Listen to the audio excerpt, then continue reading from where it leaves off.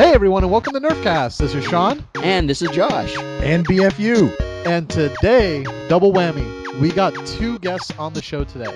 So first off, I am joined by our friend who we mentioned on the show a couple times before. His name is Arjan. Go ahead and say hello, Arjan. How's it going, everybody? Going good. It's going fantastic. He just made a face at me because for some reason I just gave him a weird look. I expected something clever, but then, you know. Well, I didn't know what character you wanted out right now. Do you have multiple? Oh, it's going to be a long day. It's going to be a fantastic day because you know who else is on the show today? We got a real special guest. I mean, Arjan's just kind of here. But we are joined by Rob, who is the blogger in charge of South Brisbane Nerf Club. Go ahead and introduce yourself, Rob. Hi, my name's Rob. I'm a Virgo. I enjoy sunset walks on the beach. And I live in Australia. Yes. That sounds beautiful. Sunset walks on the beach. Oh, I miss those. Who doesn't? I know. It's good. Good times. Fantastic. So, Josh, are you going to ask your... b.f.u is like almost in tears on the floor here, and I don't even... He's like, it's so beautiful. b.f.u's got like... Do we have enough people to replace Sean yet?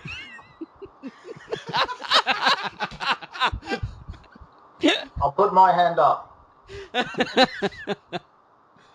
Welcome to Nerfcast. This is Josh, Rob, and b.f.u. And if we actually make it up, we actually are recording video live for once, and we're going to maybe put it up, and you'll get to see the phone cave, which is my house. And my wife gave me a great Christmas gift. She was nice enough to let me take the spare bedroom and do whatever I wanted to it from a decoration standpoint. So we are surrounded by Nerf guns and flags from certain countries and all kinds of fun stuff. And in the future, we are planning to have video recordings of our guests too, just with our history that we've had with it. And given the nature that Rob is all the way in Australia, we figured we would save that for another recording because this is kind of a special episode. On this episode of Nerfcast, we're going to do another year in review. So we're going to take a look at everything that's happened throughout the year. But first, we have a couple topics we need to touch on. First off, Rob, we need to hear your origin story. How did you get into Nerf? This is going way back. I'm a little bit old when it comes to Nerfers at 32. When I say way back, I'm talking maybe 15, 20-ish years. I used to buy these really cheap guns that shot these dodgy, cheap suction darts with the plastic stalk top one. You just jam the dart in there real hard, pull the trigger, and the spring launches it out. And I've always been a fan of those. Then Nerf came out in Australia, and I got myself a Maverick, a Raider, and I just fell in love with the Raider because, slam fire, and who doesn't like rapid fire? Then video games happened, and then Nerf kind of went out the window for a few years. And then Christmas at work last year, they had a Secret Santa, and the budget was $10, and everyone got everyone else Nerf guns. It was Strong Arms, Fire Strikes, and Jolts were the gifts of choice for the Secret Santa. So everyone was shooting, Nerf blasters at each other. When the novelty died for everyone else, somehow I ended up with them all, and then the bug bit again, and it bit pretty hard. And that was January. And now I've got a whole wardrobe full of about 40-odd blasters and the blog and YouTube and Facebook. And recently I just clocked over 100,000 views on the blog and 300 subscribers on YouTube. So I'm pretty happy with that. Very nice. That's very nice, yeah. Josh and I are looking at each other right now. I'm like, we need to learn from you. Yes. Yes. Alrighty. Now, Arjan, I want to hear your origin story. Well, I was bitten by a radioactive Nerf dart. No. Well, I never really played with Nerf guns as a kid, but, actually you guys were there at the inception of my Nerfism. Yes. I got everyone into Nerf. Yeah, I was out with Josh and Sean. We were going to a friend's birthday, and Josh was like, here's an Alpha Trooper. Yep. I'm like, this is fucking... The children! We've cursed so many times. Oh, have you? On this Okay, all right. It shows how much you listen. Beep it out, beep it out. But so I started playing with you guys. Just had a lot of fun with it. I'm all like, you know what? This is a lot of fun. I'm not like a modder or an innovator. I'm just one of the regular players. I just like showing up and blasting people, especially Josh because he's a small target. So it feels like an accomplishment whenever I get him. Yeah.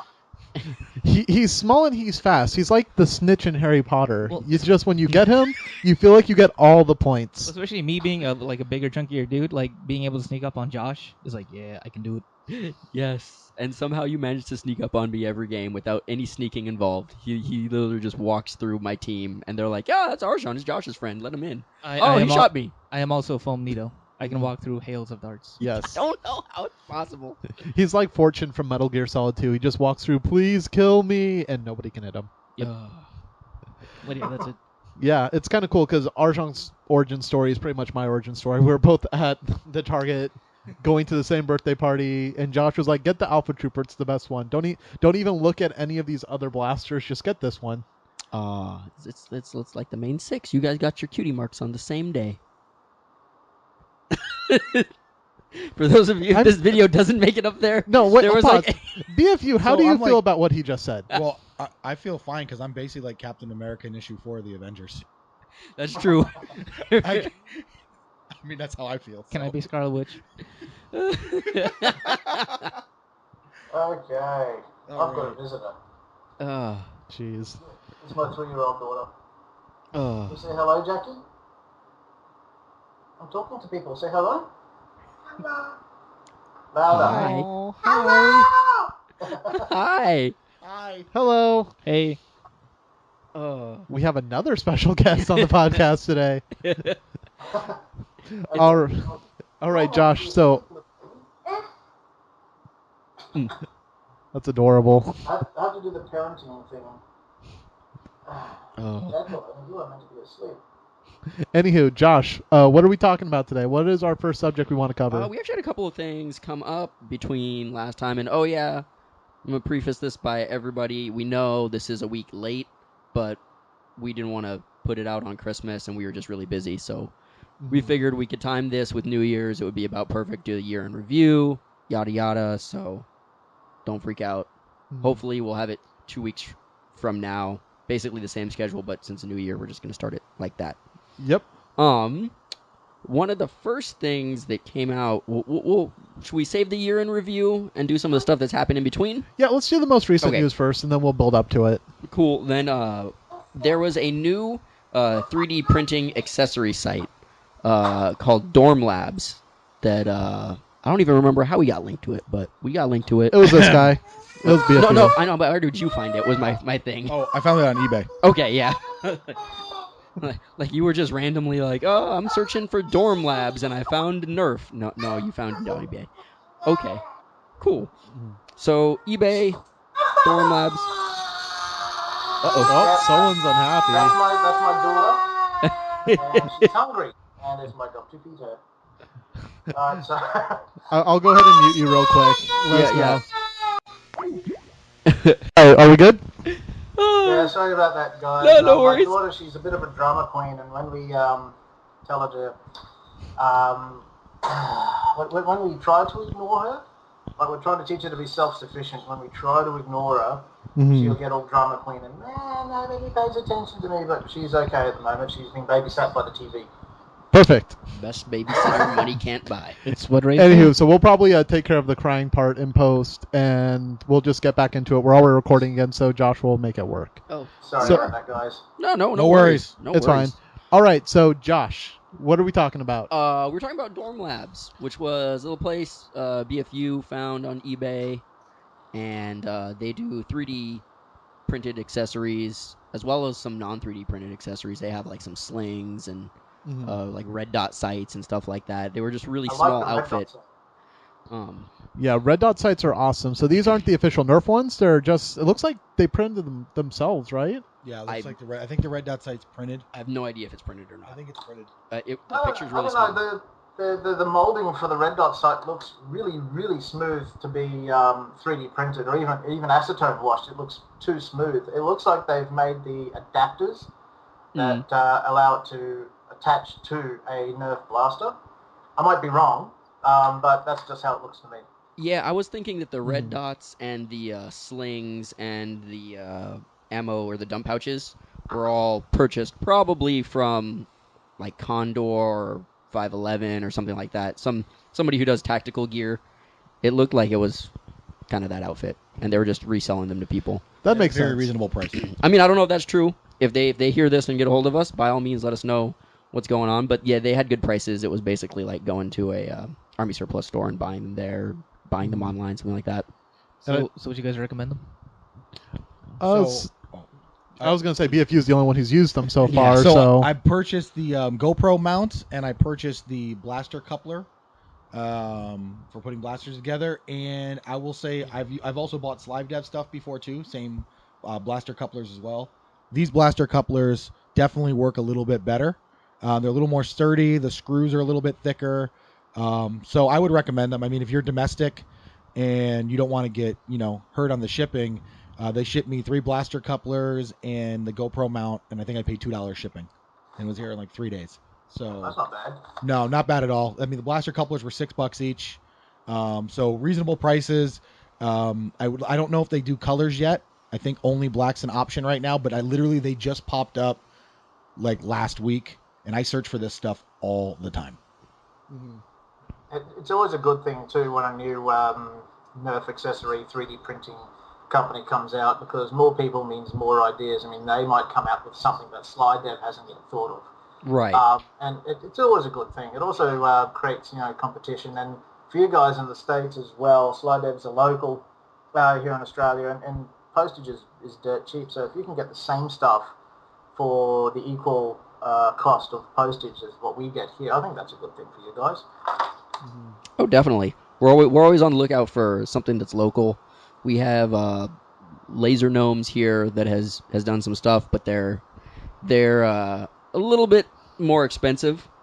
They're a lot more expensive. Yeah. So it's nice to have somebody that has similar prices, but we're not getting killed on the shipping, which I mean is nobody's fault as far as the manufacturers go. Yeah, postage is postage. You have to pay it no matter what. Right. I mean, but blaster parts, Slide Dev, there's just a lot. Everybody's overseas for us. Yeah, nobody in America likes printing stuff. Or Nerf, maybe. Or Yeah, Nerf. people in America like printing stuff, just not the Nerf parts. Yes, that is true.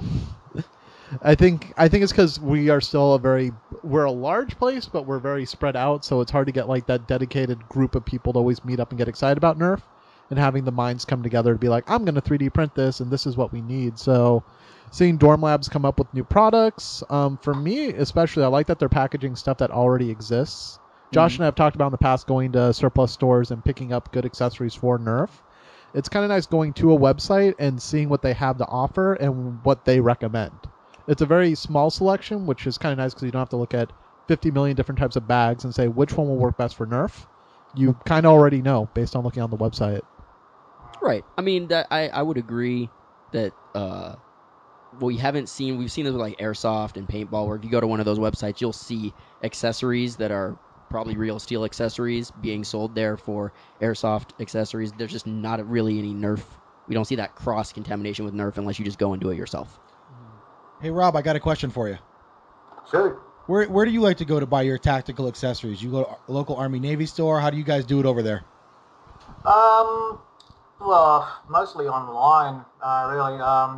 There used to be a really good military disposal place about 45 minutes drive from where I'm currently living, and they are gone now. So for the nerfing community here in Queensland, at least, it's mostly all online stuff.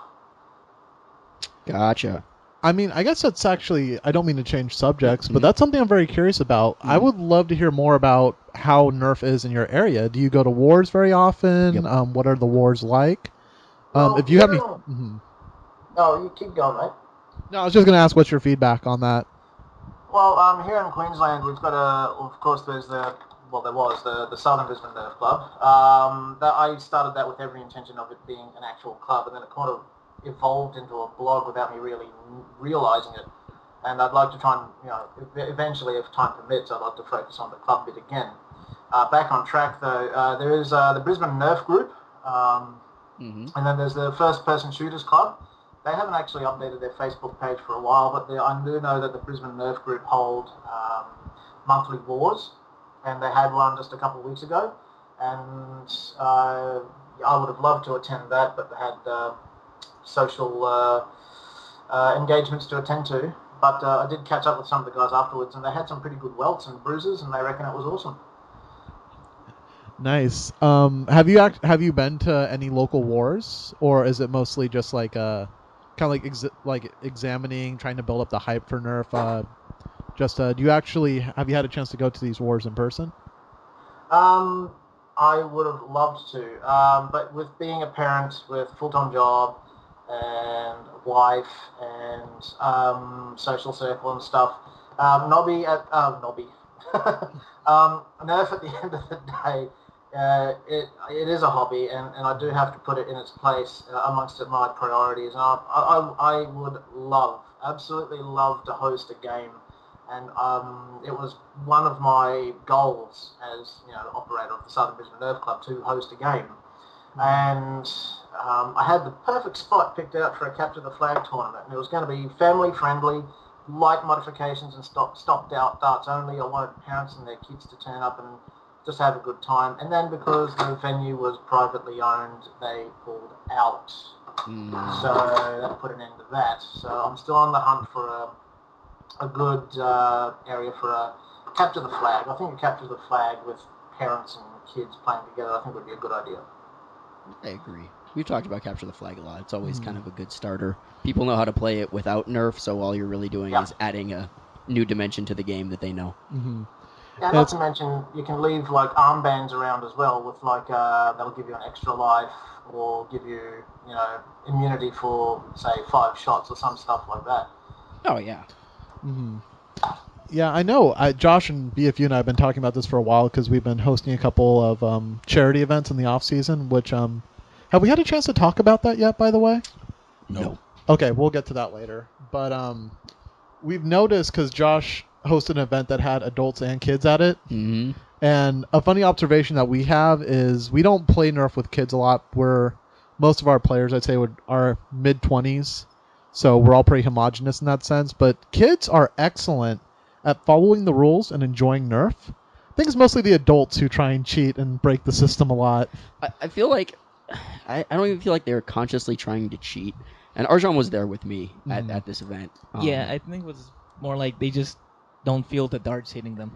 I feel like they come in thinking that they already know what the rules are or like how to play, and they just aren't. They're like, okay, I have to get this to there. I have to run and grab a flag, and you're like, okay, well, you can't shoot with the flag, and they shoot with the flag anyway, and they're like, oh, why can't I shoot with the flag? It doesn't make sense. Like just because it's a rule of the game that we put in for X, Y, and Z, but they didn't really listen. There's like, oh, okay. Oh, we have to start when the whistle blows? Yeah, and there were a few people, using their blasters to block darts, but we're like, that means you're out. Mm-hmm. Yeah. But they're like, it hit the blaster. We're like, yeah, so you're out.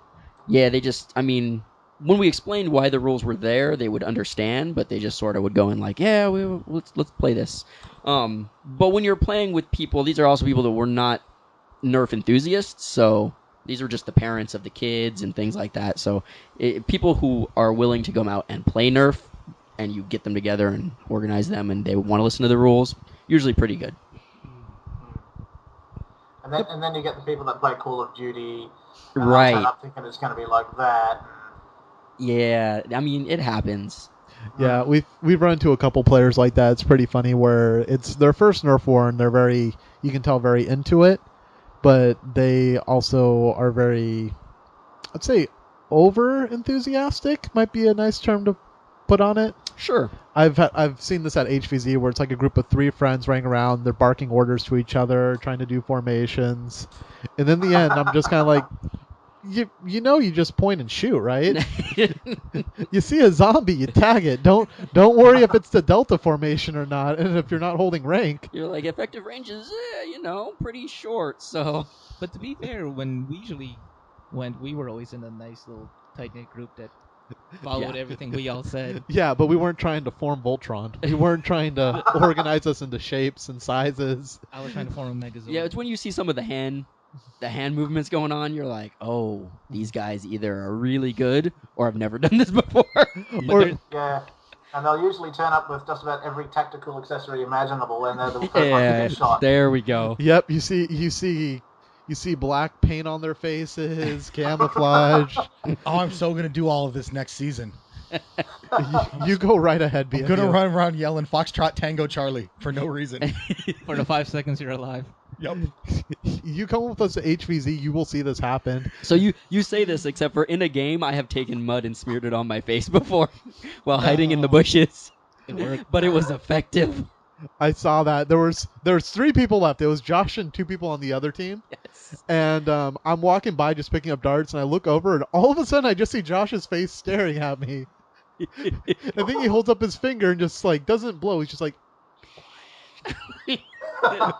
and then I just keep walking and pretend like I never saw him. Oh, it was so good. Man, if you're ever vacationing across the pond over here in the Bay Area, you got to come play with us. Wait. Is the Pacific Rim considered the pond, or is the Atlantic Ocean the pond? They're both ponds. The Pacific Rim? Yes, the Pacific Amy is Rim. considered the pond. God, nobody cares about that show anymore, Josh. I watched the Christmas special. Doctor Who isn't a thing It anymore. wasn't- Seriously, Rob, if you ever get over here to the Bay, you got to come play with us. We play almost 8 months out of the year, so it'd be pretty It's awesome. on my bucket list. The one advantage right now you have, though, because it's like summer over there right now, isn't it? Boy, is it ever. Let's go play there. Time to that's what travel, we need guys. to do. We'll have 2 Bay Area Our summers Nerfs. are quite brutal. Will they let us off the plane with orange triggers on our blasters? From what I understand, private imports for orange triggers are fine because it's not Hasbro that's importing them. It's you. Interesting. So we come so what you're saying is if my wife and I decide to come to Australia next year, I'll just swing by your place and drop off some blasters to you. You'll be good. Yeah, well, I've imported a few orange trigger blasters myself, and customs have never given me any dramas with them. Nice. Very nice. 1 second, we're getting a little bit of feedback. Not sure where that's coming from. Hey, I don't know. People moving. All right. Well, anyway, are we good?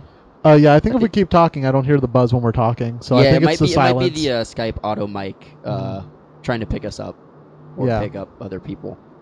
Anywho, yeah, so that was just kind of curious about the games going on over there, but that's awesome that we need to travel over there. It's warm. Guys, we can Nerf year round. That would be awesome. We've talked about Except that. for Arjun can't get on Next planes. year is 2 degrees See, I wasn't Celsius. going to make the joke. What?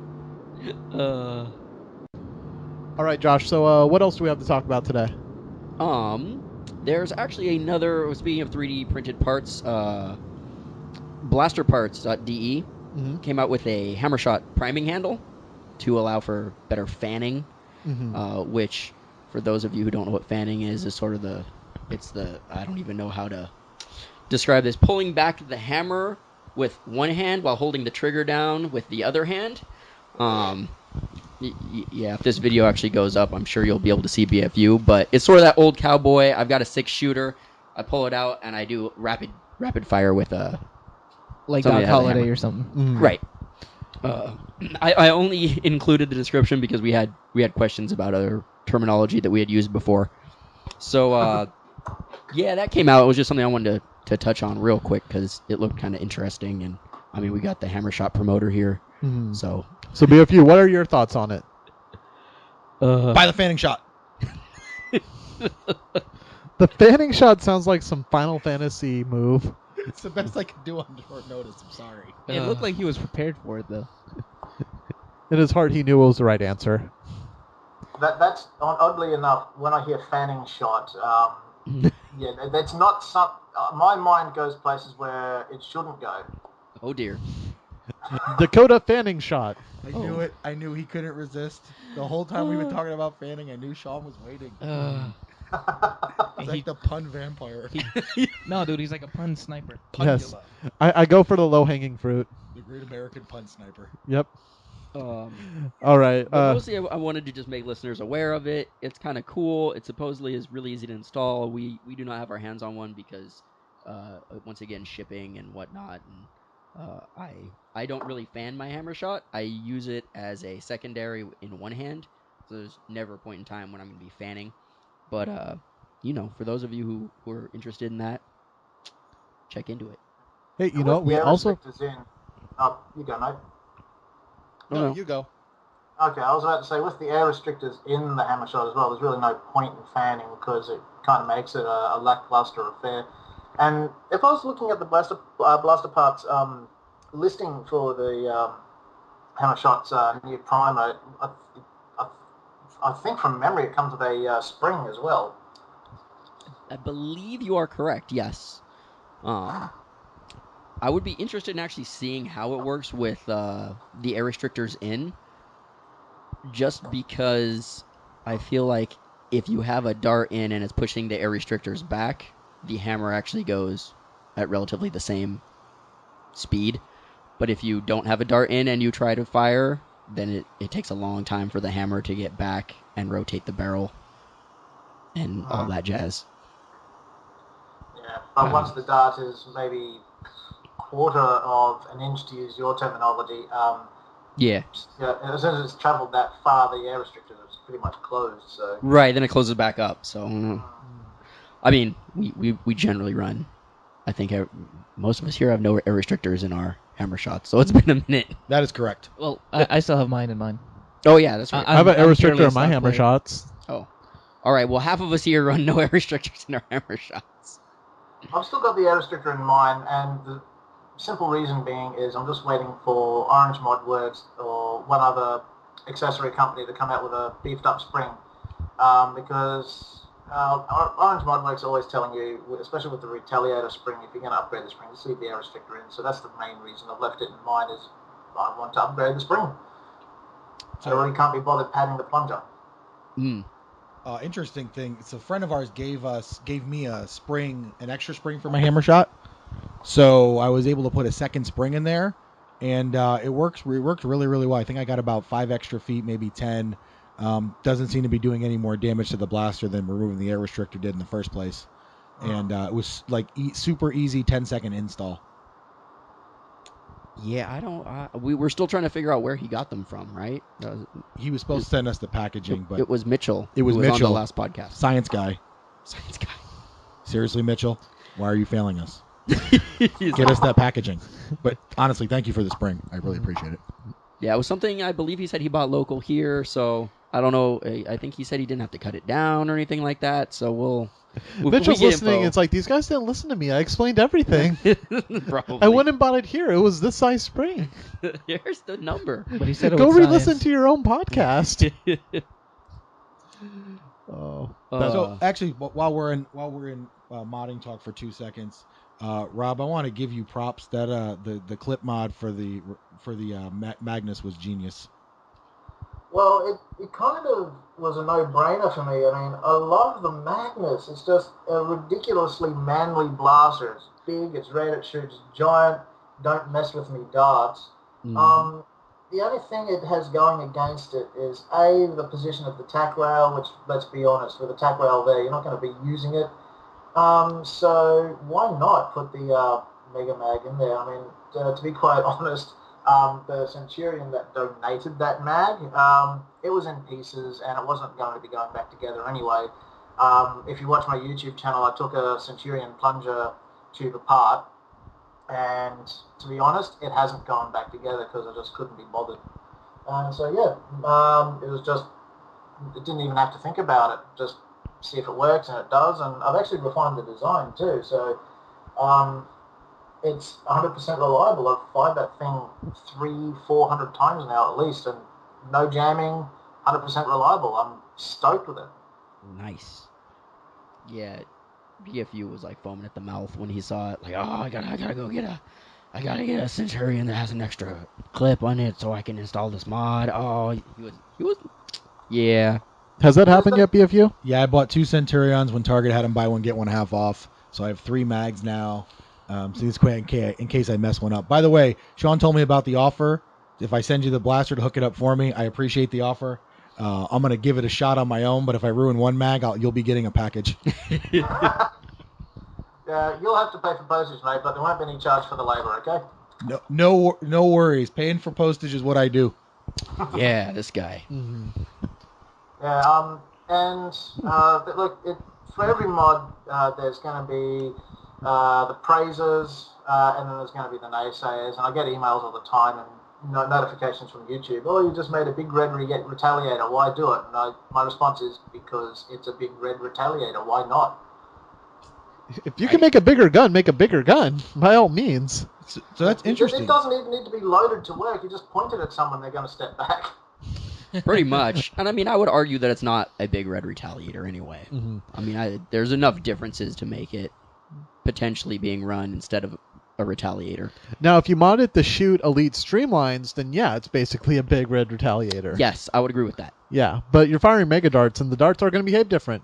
Well, also one of the other advantages is, unlike a retaliator where you would have to drop the magazine and throw in another, well, this could be an advantage or disadvantage depending on how you're looking at it. Because you can't drop the magazine, but you can put darts in relatively easily, whereas on a mag you have to drop it, then put darts in, then put the mag back in. So, it's just... Magnus too, you can barrel load it. Right, exactly. You can just throw one in and you're good to go. So it's a whole different beast, I think. Mm-hmm. It's not a big red retaliator. I think people just look at pistols and think, I already have a Nerf pistol. Why would I need another pistol? Because it's big and red. Exactly. I'm sure the guys in the Hasbro boardroom are like, why would children want to buy this? I'm gonna name because different. I'm gonna name mine Clifford because it's big and red. I think your Centurion's going to be jealous of the name because it is bigger than a Centurion. I don't have a Centurion. To be fair, Josh, wait, am I the only person that owns a Centurion in this room? Yeah, I was about to say, I know you a own guy like who three. owns three Centurions. Three Centurions. You're the 1% of Nerf. Just to rewind a little bit, guys. I'm just checking out the Blaster Parts site listing for the Hammershot primer, and it does come with a 9-kilogram spring. Yeah, so we've yet to, like I said, pick one up and check it out, but it might be worth installing. I don't know. I haven't seen too much on it aside from did we even see a review from someone, or did we just see it on their actual site? They had it installed. Bobo Lolo. Did Bobo? Bobo Lolo, I'm pretty sure did it. I don't remember. I don't think so. I thought it was Containment Crew. Oh, you might be right. Sorry, I know Blaster Parts send stuff to Bobo, so I might have assumed. Now I'm gonna look it up. Screw you guys. But while Sean's looking it up, are you working on any other mod projects? Me? Yes, sir, Mr. Rob. Well, I was.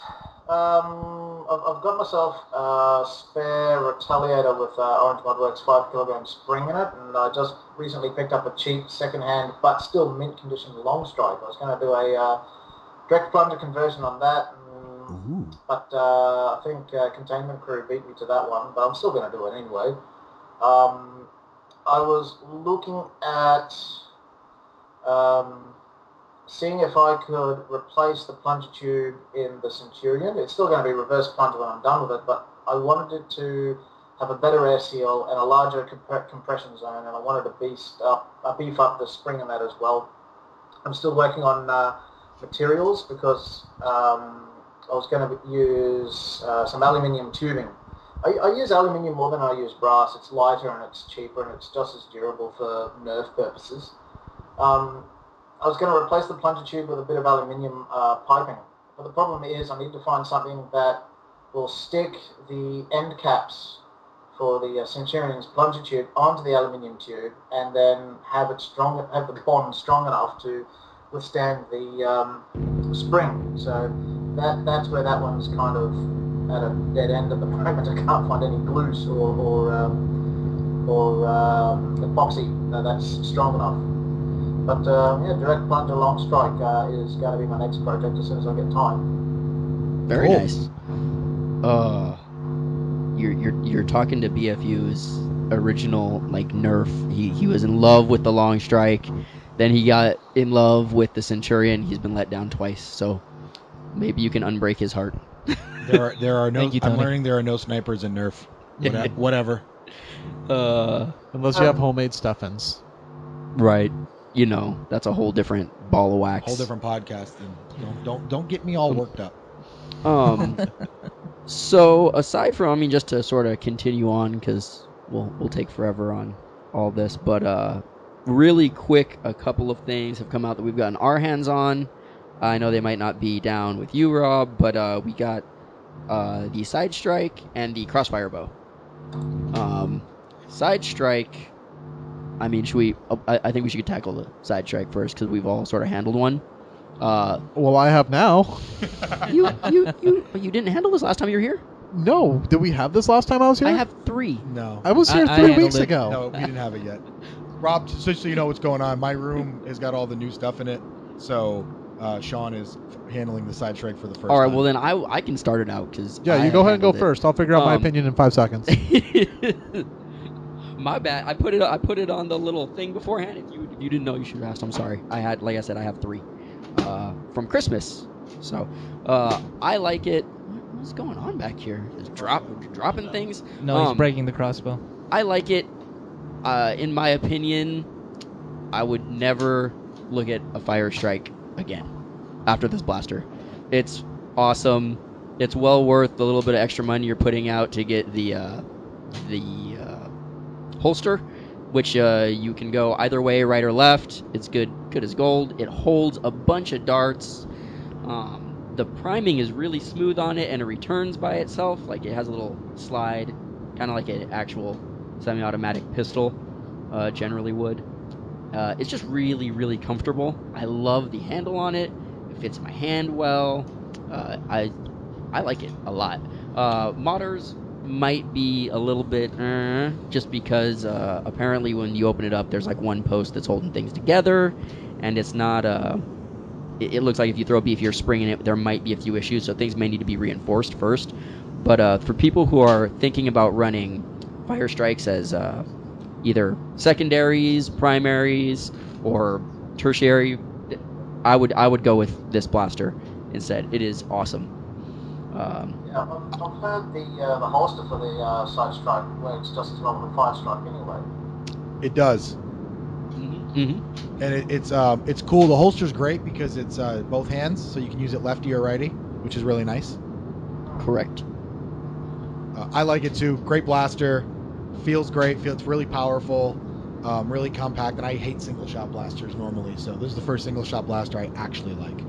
Yeah, we've talked a lot about the guys that come to our games that use jolts and triads, and I was talking to them recently, and they both told me that they had preferred the jolt to the triad, which might sound strange to some of us, but they're like, yeah, it's a little bit easier to handle, it's a little bit smaller, the one shot is always going the same spot instead of having sort of this 3 different ones coming out of different things.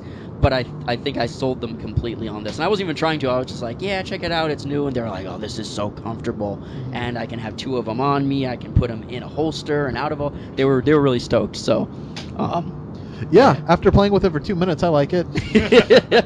I feel so bad. I'm sorry. I didn't know that you hadn't messed with them. Which is messed up because we've been sitting here for like an hour beforehand, and they've been right behind your head, and we didn't even touch them. Fair. Sean was eating dinner. I was. He was. I was a smart man and didn't eat all day until 7 o'clock. Okay. So there's that. According to Hasbro Australia, we won't be seeing the side strike until May anyway. So yeah, we've got some time to wait for that, or that's more time for all the hardcore Aussie nerfers to import one from the States.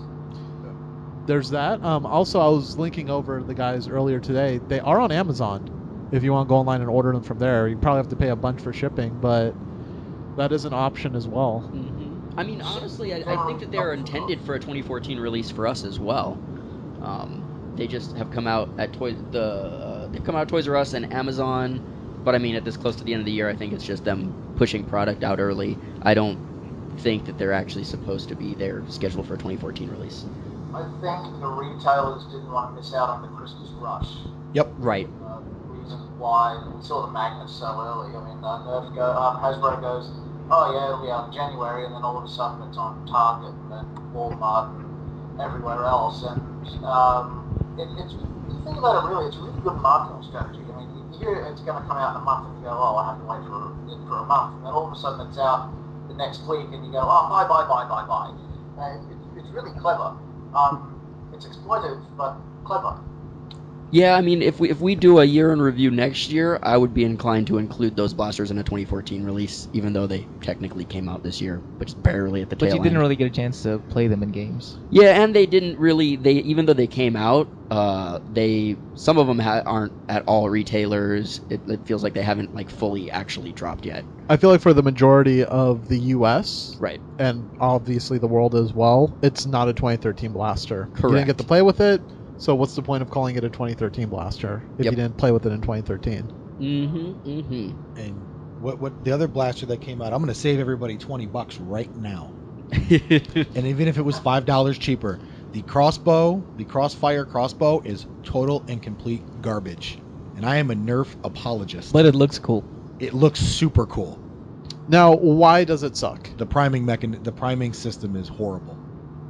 Yeah, it's on the top of the blaster. It's on I feel like if it was underneath, if they had a sort of shotgun style priming mech, oh, it would be so cool. Because it would look like a pulse rifle if you took off the bow arms.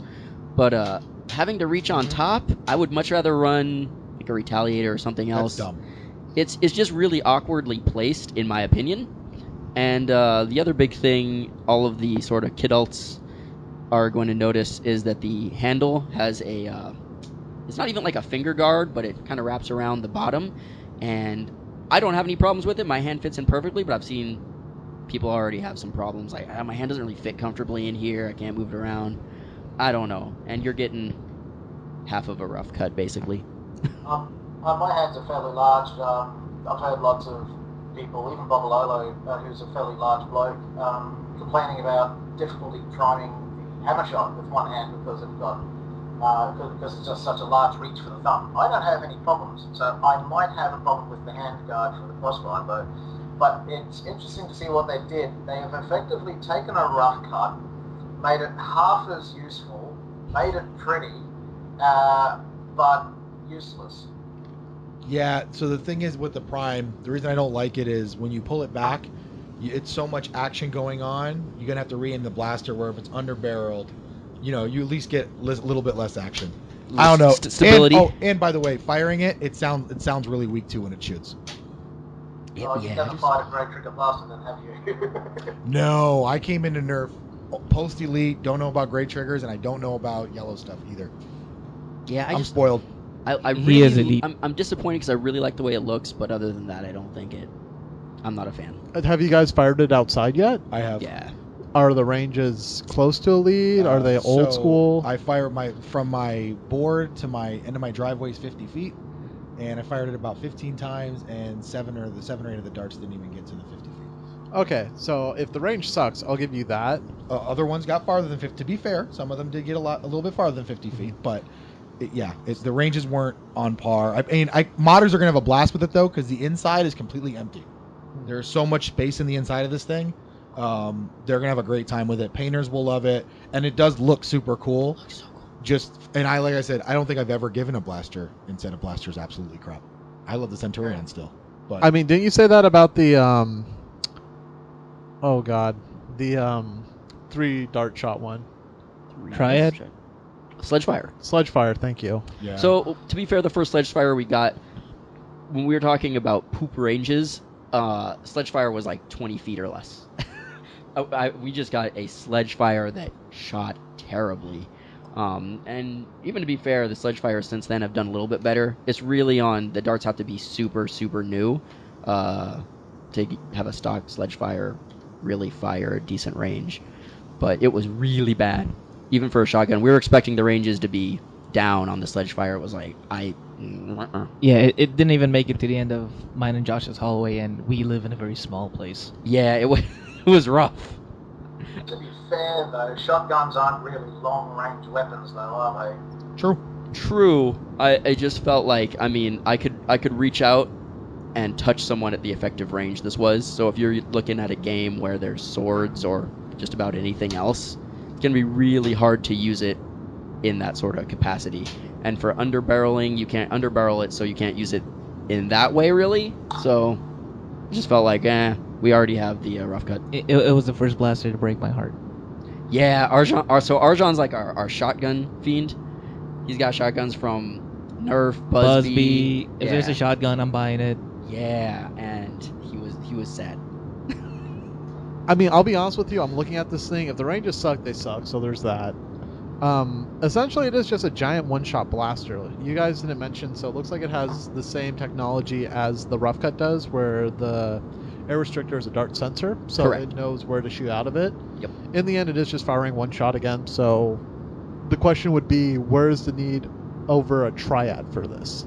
Right. I mean, like you said, it looks really like I'm looking at it and I want it to be awesome. So I'm Yeah, looking at it. It looks so cool. Yep. It Same thing looks I thought. it looks like a giant like Laser Magnum. It's out of Halo. Like obviously exaggerated like a Yeah, cartoon Magnum, it but looks awesome. like, and obviously we don't have the strings on or anything like that, so it's just the main core blaster. I'm not even gonna I think that if they had a shotgun prime on it, Mhm. I would be love willing it. to forgive it most everything else, even if it was like kind of really bad. I'd be like, yeah, but this shotgun The prime. shotgun prime would make it thicker. Like, here's the thing: I'm literally looking at this from an aesthetic point of view right now. Mhm. Shotgun prime would be better, but we already have a couple blasters that have the shotgun prime, so I'm like, well, then again, Nerf obviously is okay with repeating different blasters with very Also similar true. designs, Yeah. so I could see them doing that. Go ahead and do that. Even if it had a Retaliator Prime, I would be good. I don't have a problem with the top Prime as much as I do with the little pullback.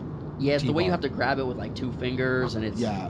Yeah, but you're doing that already with a triad. The difference is at the bottom instead of at the Oh top. yeah. correct. I would run a triad. I hate triads. I would run a triad over. Yeah. But anyways, I just give it time.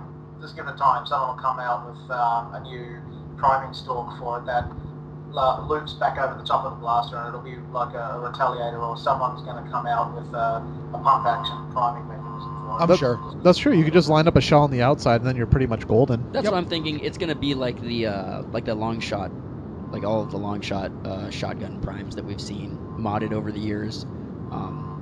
You know, it is what it is. And I think cosplayers are gonna love it. It's a super cool looking gun. Yeah. Rob, you're probably gonna have a problem with the handle guard. I can't fit mine. I don't have giant hands. I have fairly big hands, and my pinky's crushing under the hand guard. I think we're gonna see that cut off a lot. Yeah. Something else it has going for it as well, it's got a narrow profile and fairly flat sides to the shell, so you can probably stick 3 of them together, still have a relatively narrow profile, and just shoot 3 at once.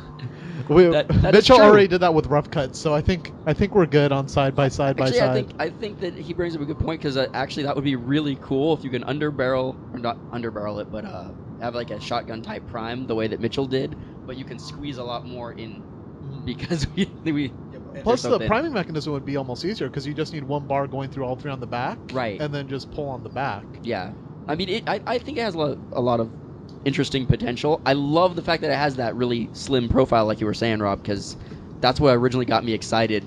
Is that the rough cut is so kind of big. You should see b.f.u's face right now. He looks like he's in pain because I feel like he's thinking. Well, no, it's just because that means does I hurt just him. gotta go buy. I gotta go buy 2 more and give them to Mitchell. I think this is a mod you could do, honestly. You should Nope. be able to do this on your own. Nope. That b.f.u does not do mechanical mods. He does electronic mods and paint jobs. Oh, well, speaking of which, I was gonna say they're super easy to paint. They come out in 3 pieces: the orange, the green, and the gray. Sort of all come apart separately once you open it up. Tactical Tag had a quick article on it that was nice to see. Yeah. Containment Crew shows us the inside of it as well, and yeah, you were right about that. There's a lot of empty real estate inside that shell. Oh yeah. I really hope that someone does something really interesting with it, or even makes it shoot all 4 at once. That could be cool. I feel like there's a lot of potential, but as it is stock right now, and you're looking for a good blaster, either as a primary or secondary, whatever, there's just so many other things out there that it'd be worth it to save your money. I used a very interesting description for the Centurion in the Nerf Modders group on Facebook. And I apologise for the younger ears listening, but my description was this: it's like a steroid popping gym junkie. Looks tough, but has no balls. That's a fair assessment. Oh, it hurts so bad. If there's anyone underage listening, I do apologise. We've let a few things much worse than that on the podcast. I apologize. So TLDR, Side Strike, cool, buy it. The Crossfire Bow, pass. Wait, and if there's a really cool mod you want to do, then do it. Or if you just want to experiment, go for it. But don't buy it expecting a great, amazing blaster. Now, here's my question: would b.f.u, would you rate this above the Nerf Heartbreaker Bow? No, Why? because the ranges weren't as good. The Heartbreaker Bow was easy to mod, and that's pretty much it. And the priming's better on the Heartbreaker Bow. And that's something. That's saying something, because the priming on the Heartbreaker Bow is kind of bad. Yeah, but the rate of fire on the Heartbreaker bow is horrible. Yeah, okay, so it still looks cooler. I don't care. I'm sorry. The pullback prime is stupid. The T-bar prime is stupid. I'm sorry, okay? I apologize, Nerf. I know I've been on your side for almost every blaster that come out. If you want a crossbow looking thing, go buy the Guardian crossbow on the Rebel line, because it is amazing. It's funny that you asked that, because I would also recommend the Heartbreaker bow over the crossbow. And you guys know how much I hate that. I mean, I don't even hate it. They've just made it seem like I hate it, but I'm really like, it doesn't really serve a practical use for me, for most people, but it's cool and it's different. This, I feel like, also fits in that cool and different category, but isn't different enough.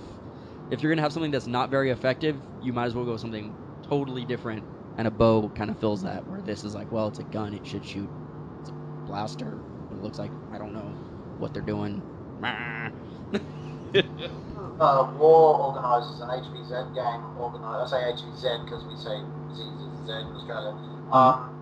Organisers, they prefer that bow style blasters have the arms taken off due to a risk of being poked in the face with them, from my understanding. So there's really no point in having the bow on arms anyway, from a practicality standpoint.